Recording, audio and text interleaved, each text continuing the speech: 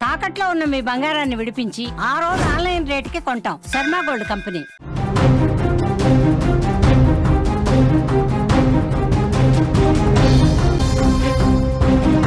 Breaking news చూస్తున్నాం. ఢిల్లీ ఎర్రకోటలో భారీ దొంగతనం జరిగింది. జైన మత కార్యక్రమం లక్ష్యంగా చోరీ. పూజారి వేషంలో ఒక నిందితుడు వచ్చాడు. 1.5 కోట్ల విలువైన బంగారాన్ని మాయం చేశాడు. బంగారు కలసాలు, కొబ్బరికాయ చోరీ. సీసీటీవీలో దొంగ దృశ్యాలు రికార్డ్ అయినట్లుగా తెలుస్తుంది. దశలక్షన్ మహాపర్వ ప్రాంగణంలో ఈ చోరీ జరిగినట్లుగా సమాచారం అయితే అందుతోంది. దేశ రాజధాని ఢిల్లీలో చారిత్రాత్మక ఎర్రకోటలో భారీ దొంగతనం జరిగింది.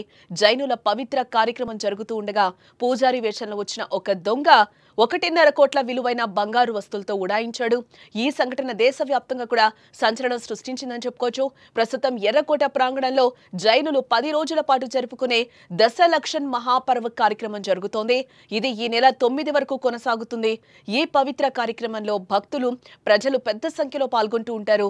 సరిగ్గా ఇదే సమయాన్ని ఆసరాగా చేసుకుని దొంగ తన పని కానిచ్చేశాడు. గత బుధవారం పూజా కార్యక్రమాల ఏర్పాట్లు, అతిథులను ఆహ్వానించడంలో నిర్వాహకులు బిజీగా ఉన్నప్పుడు నిందితుడు జైన్ పూజారి వేషంలో ఆ ప్రాంగణంలోకి ప్రవేశించినట్లుగా తెలుస్తోంది.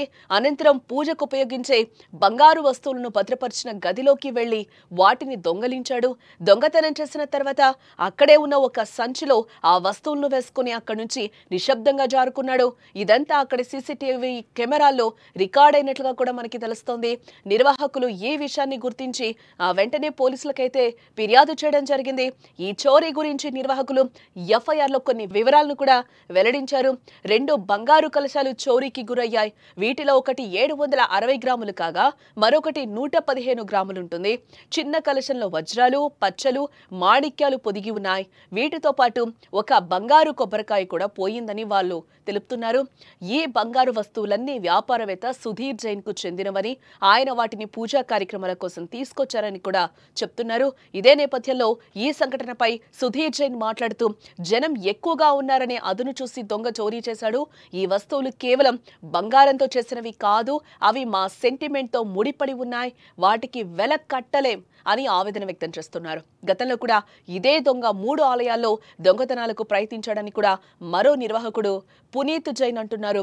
ఈ సంఘటనపై పోలీసులు కేసు నమోదు చేసుకున్నారు. సీసీటీవీ ఫుటేజ్ ఆధారంగా దర్యాప్తు ప్రారంభించారు. అలాగే దొంగను గుర్తించామని, త్వరలోనే పట్టుకుంటామంటూ కూడా పోలీసులు తెలుపుతున్నారు.